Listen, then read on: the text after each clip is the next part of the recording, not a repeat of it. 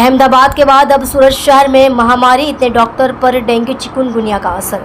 Monsoon के मौसम के दौरान सूरत के विभिन्न क्षेत्रों में जल जनित और मच्छर जनित बीमारियों के मामले बढ़ जाते हैं। इसके साथ ही न्यू सिविल परिसर में कुछ जगहों पर जल जमाव के कारण मच्छरों और आवारा सुअरों का प्रकोप बढ़ गया है। ऐसे में सिविल डॉक्टर समेत मरीज का इलाज कर रहे कर्मचारियों की जान चली गई। परिसर में गंदगी, शहर में कुछ इलाकों में डेंगू, मलेरिया, बुखार, चिकुनगुनिया, हैजा, डायरिया और उल्टी समेत अन्य बीमारियों के मामले बढ़ रहे हैं। इसके साथ ही नए सिविल अस्पताल परिसर में क्वार्टरों के पास भी गंदगी देखने को मिल रही है।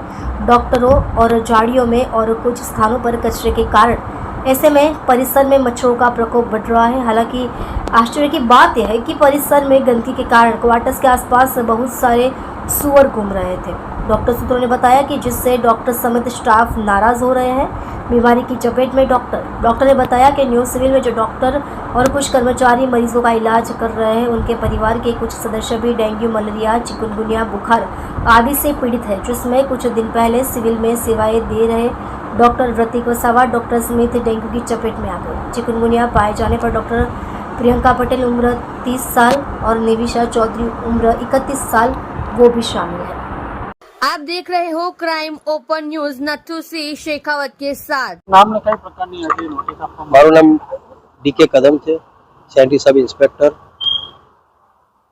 આજે સિવિલ આવ્યા છે, નોટિસ ફટકારવી છે, સફાઈની કામગીરી સુરત મહાનગરપાલિકા દ્વારા નવી સિવિલ હોસ્પિટલ અઠવા ઝોનના કાર્યક્ષેત્ર વિસ્તારમાં આવેલી છે। અહીં જે પ્રમાણે સુરત મહાનગરપાલિકાના અમારા જે ઉપરી અધિકારીઓ જે પ્રમાણે અમને સૂચના આપવામાં આવે છે તે પ્રમાણે અમે અહીંયા કામગીરી કરાવતા જ હોઈએ છીએ।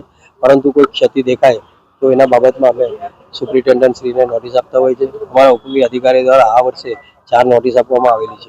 કેટલા અધિકારીઓ ટીમ અપ્લાયની આવી છે અને કેવી રીતના કામગીરી ચાલુ છે? અમારો અહીંયા કામગીરી માટે સર્વેલન્સ ટીમ કામગીરી ચાલુ જ છે અને અત્યારે એ લોકો કામગીરી કરી રહ્યા છે।